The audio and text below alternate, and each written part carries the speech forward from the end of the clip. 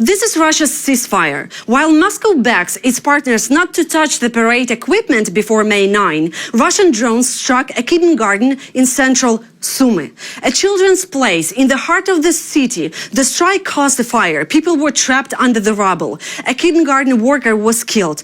Others were injured. This is what Russia calls peace.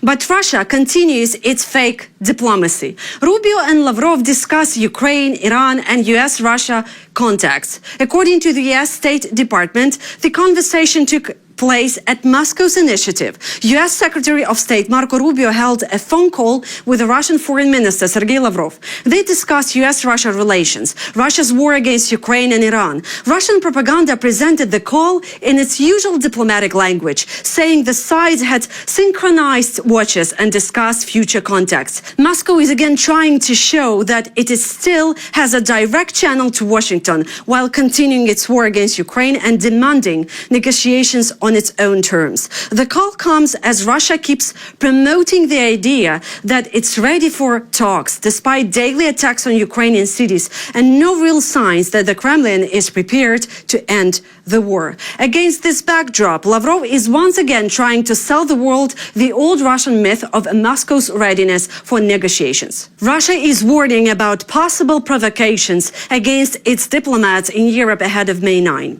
Foreign Ministry spokeswoman Maria Zakharova claimed Russian embassies are ready for them every day and accused what Moscow calls unfriendly regimes of moral degradation. At the same time, Russia is taking extraordinary security measures at home. The Moscow Kremlin will be closed to visitors on Victory Day, and the traditional ceremonial guard ceremony inside the Kremlin will not take place.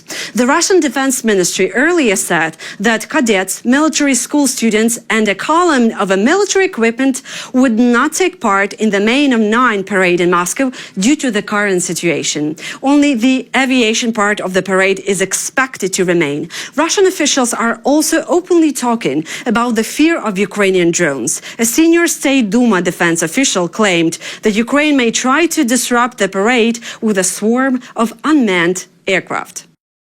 We are ready for provocations every day because they happen almost every day here and there. We have seen different kinds of them. We are morally ready for them. We have seen the extent, the level of degradation reached by these so-called unfriendly regimes. President Zelensky calls Russia's parade ceasefire cynical. The president of Ukraine has accused Russia of using the idea of a May 9 ceasefire not as a step toward peace, but as a cover for propaganda celebrations in Moscow. The statement came after another wave of Russian missile and drone attacks on Ukraine. At least 23 people were killed. In Zaporizhia, a Russian strike killed 12 people. 5 more were killed in Kramatorsk. In the Poltava region, Russia hit a gas facility and then struck the same area again after rescue workers arrived. Among the dead were energy workers and 2 first responders. Zelensky said Moscow could stop the war at any moment if it truly wanted peace. Instead, he argued, Russia is asking for silence only around the victory parade in Moscow while continuing attacks in the days leading up to it. It is absolute cynicism to ask for silence in order to hold propaganda celebrations while carrying out such missile and drone strikes every single day leading up to it. Every day Russia can cease fire, and this would stop the war and our responses. Peace is needed, and real steps are needed for that.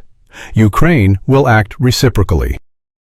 Ukrainian drones may have shut down Russia's second-largest oil refinery. This is the Kirishi refinery in the Leningrad region. Its equipment has been damaged. According to Reuters, 3 of the refinery's 4 main crude distillation units were hit. Without these units, the plant cannot operate normally. The Kirishi refinery is located about 800 kilometers from the Ukrainian border. Its capacity is almost 20 million tons of oil per year. That is around 7% 50% of Russia's total oil refining. The plant is important not only for Russia's domestic market, it also supplies diesel fuel for export. At this stage, it is difficult to estimate how long repairs may take. Ukraine has intensified strikes on Russia's oil infrastructure in recent months, targeting refineries, pipelines, ports, and terminals. The goal is to reduce Russia's ability to finance the war. Russia violated the ceasefire initiated by Ukraine from midnight on May 6, according to Ukraine's Foreign Minister Andriy Sybiha. He said Russian attacks continued throughout the night, despite Kyiv's call for a pause in hostilities. Russia launched 108 drones and 3 missiles, including morning strikes on Kharkiv and Zaporizhia. Ukraine had announced a ceasefire from midnight on May 6, but Moscow ignored the call while continuing to promote its own short ceasefire around May 9. Kyiv says this proves that Russia's calls for a temporary pause have nothing to do with the diplomacy. Instead, Moscow wants silence only for its military parade. Russia violated the ceasefire initiated by Ukraine from midnight on May 5th to May 6th. Russian attacks using 108 drones and 3 missiles continued throughout the night, including morning strikes on Kharkiv and Zaporizhia. Moscow once again ignored a realistic and fair call to stop hostilities, supported by other states and international organizations. This shows that Russia rejects peace, and its fake calls for a ceasefire on May 9th have nothing to do with diplomacy. Putin only cares about military parades, not human lives. Ukrainian strikes on targets deep inside Russia have exposed one of the Kremlin's major vulnerabilities, its inability to reliably protect large cities and critical infrastructure. That is according to a new assessment by the Institute for the Study of War. Analysts specifically point to strikes on the Kirishi oil refinery and the Progress plant in Cheboksary. The latter produces navigation components that Russia uses in long-range drones and missiles. According to the Institute for the Study of War, Ukraine likely used Flamingo missiles launched from more than 1,500 kilometers away to strike the plant in Cheboksary. Analysts also refer to footage showing 6 such missiles and a Luty drone hitting the facility. Analysts say Ukrainian strikes are already causing significant damage across a wider range of Russian cities and facilities, from Moscow and Chelyabinsk to Yekaterinburg, Ust-Luga, Primorsk, Tuapse and Novorossiysk. Against this backdrop, Russia's threats to retaliate against Ukraine for alleged planned strikes on Moscow during the May 9 parade suggests that Putin understands he cannot reliably protect even the capital. According to the Institute for the Study of War, the Kremlin's insistence on holding the parade shows Putin's refusal to accept the reality that the war he launched against Ukraine is now returning to Russia itself. Ukrainian strikes are already inflicting significant damage across a wide array of Russian cities. Moscow's threats to retaliate for alleged planned strikes on the capital during Victory Day effectively show that Putin understands he cannot reliably protect even Moscow. His insistence on holding the May 9th parade demonstrates a refusal to accept the new reality. Ukraine has brought Putin's war back to Russia. Russians are increasingly feeling the burden of this war.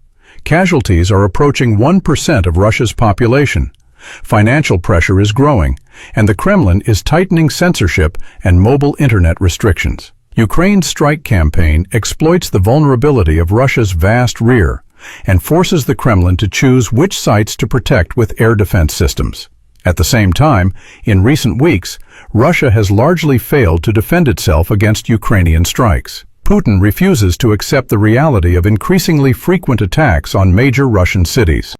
Russia is expanding its recruitment network in Africa to bring more foreign nationals into its war against Ukraine, often disguising it as ordinary job offers. According to foreign policy, some people are promised jobs as drivers, cooks, or service workers, but end up being sent to military training and then to the front line. Since the start of the full-scale invasion, Russia has increasingly recruited foreigners from Asia, the Middle East, Africa, and Latin America Ukrainian intelligence estimates that Moscow plans to recruit at least 18,000 foreign fighters in 2026. Kenyan authorities say more than 1,000 citizens of Kenya may have already been drawn into this system. Some were wounded, some returned home, others are missing, and several deaths have been confirmed. Experts say high unemployment and limited legal immigration routes to Europe make people more vulnerable to these offers. The recruitment network reportedly uses social media,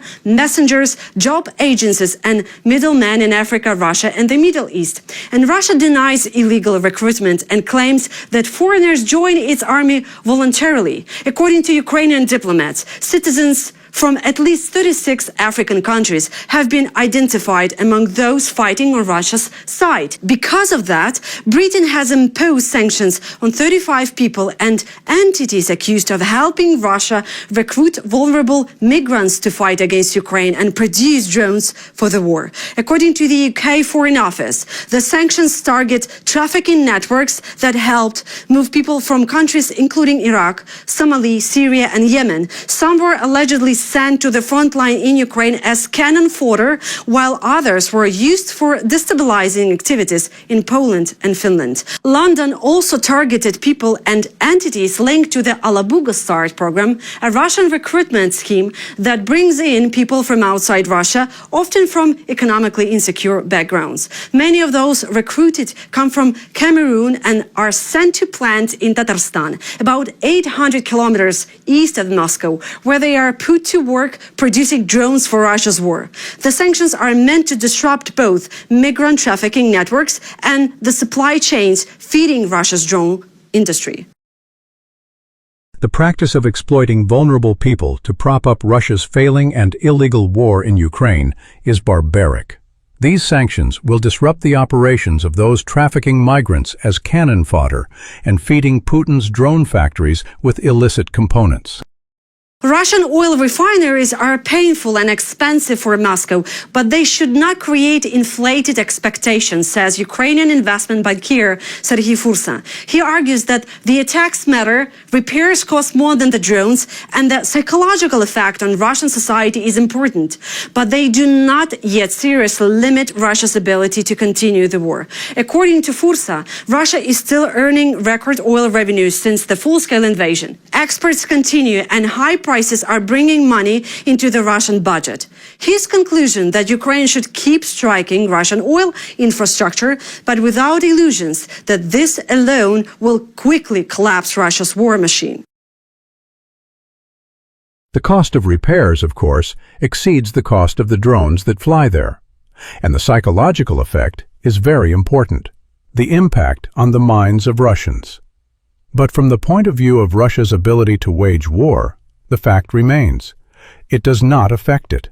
This does not mean we should not strike. We should. But we should not have inflated expectations. That's all for now. Thank you for watching.